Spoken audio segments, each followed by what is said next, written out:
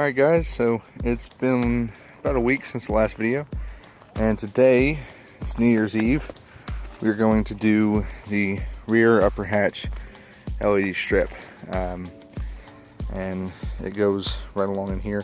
Mine's a little yellow because it's been in here for a while.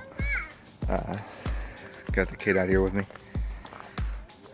Yeah, keep the rock over there. So this is how I ran it in. I used the factory wiring for this part because it was just easier than making my own for it. And I recommend that because when you get it, it'll look like this, but it'll have a see if I can find the one for this. I might have already used it. Used both ends. Yeah, I did. But it'll have wires coming off of it that were installed by the factory when it was made. So, but I guess let's get into tools on it real quick. Some of the things we're gonna need. All right, so let's go over some of the tools. I'm just gonna list them all off, and you'll have to pick from what you want to use. But wire strippers, I would definitely say you're gonna need those. A screwdriver, probably a Phillips head. Just using the Phillips head. You may need the flathead depending on where you choose to wire this to. You'll need some LED strip. You can get this on Amazon. I'll leave a link below where I get mine from. Really cheap, maybe 12 bucks for a 5-meter long roll. I went and bought this on Amazon as well. It is some nice copper wire. I can't remember the gauge. Oh, it's 18 gauge. Some 18 gauge copper wire. I used just the factory wiring with some bell wire that I got from Home Depot, because I couldn't find this anywhere that sold it in the quantities I wanted, so I ended up going online. But I mean, that was a long time ago, so I would definitely recommend using this instead now.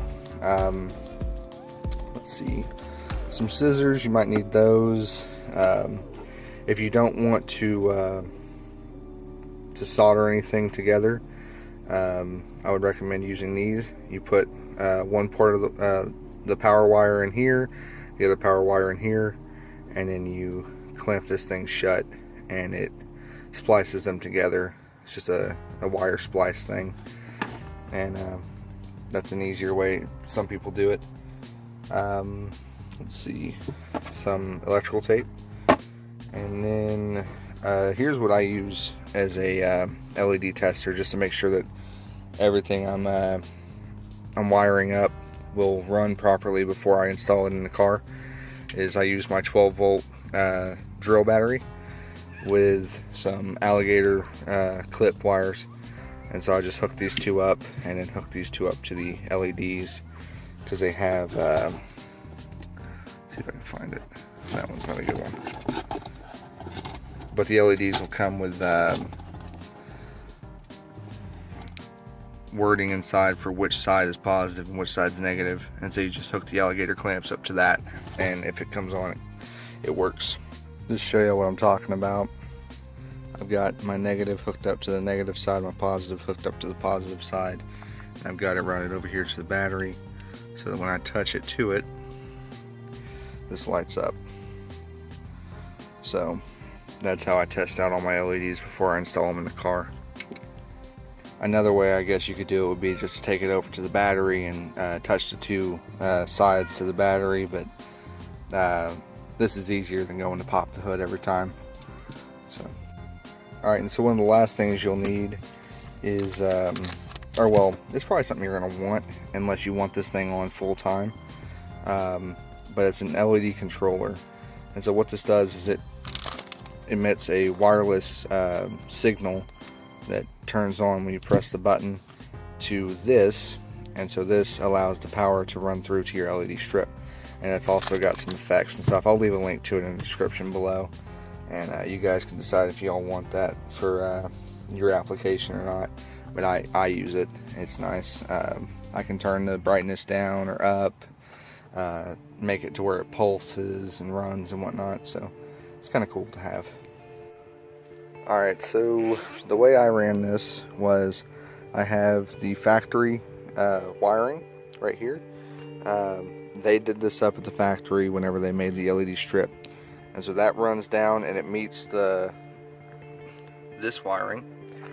And it continues down through in here, all the way through the bumper, down to here, to the tag lights. And I have it hooked up to the tag light. The only reason I did this was I already had so much wiring going on inside the tail light for other things, such as my brake light strip, tailless turn from Diode Dynamics, a bunch of various things inside of here, that it was going to become just more of a mess than I was willing to deal with. So I chose to run it down there. You don't have to, but if you do, that's where the Phillips head screwdriver comes into play to get that tag light housing out.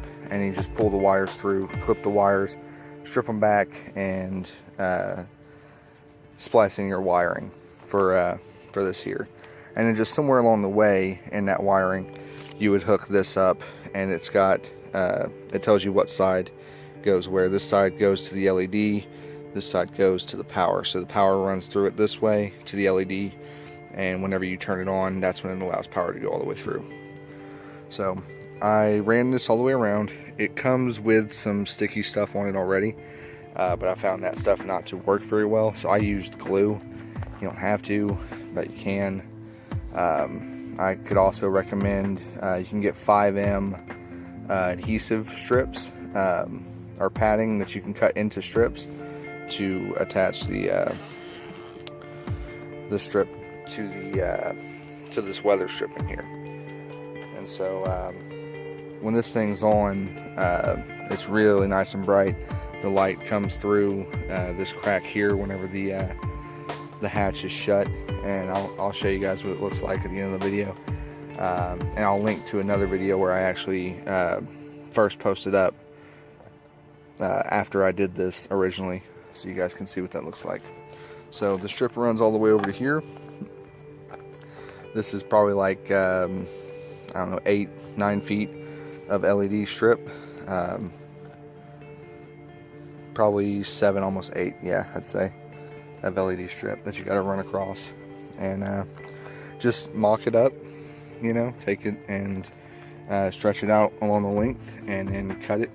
You can cut LED strips every third LED. Those are the cut lines right there. So when I want to turn on my upper hatch LED strip, I turn the car over and I turn the headlights on. You don't have to go all the way on, but by turning the headlights on, I'm supplying power to the tag lights. The tag lights now should be on. So then I take out my remote, turn that down, and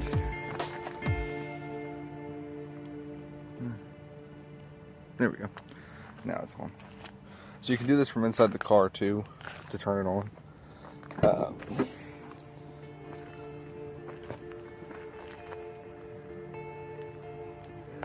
It's not the greatest during the day. It's kind of bright out here, or it's overcast, but it's still like midday. And then it's got some different modes that I can have it do, speed them up. Let's see.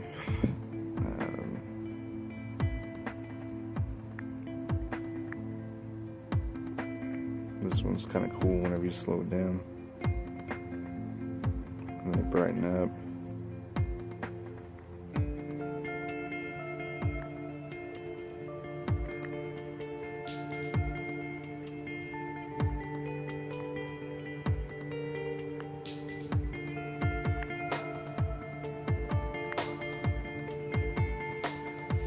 And it's just light again.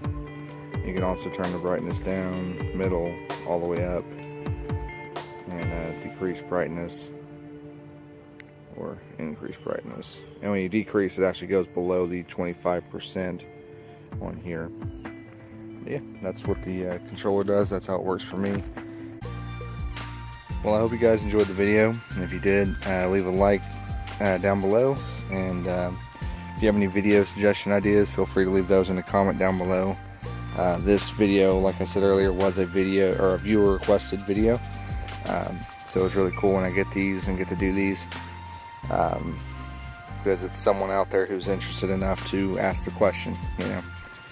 But let's see, next video, looking at probably January 7th, going on a car cruise here in Houston, so that video will be coming out around then. And I think after that I'm going to touch on something I hadn't done yet, and I'm not sure even how to do it yet. I want to take this bumper off, take the rear bumper off and show you guys how to do that, and so that'll probably be the video after. And my kid's getting into the dog's water bowl, so I gotta go and be a parent. But I hope you guys enjoyed the video, and I will see you guys next year.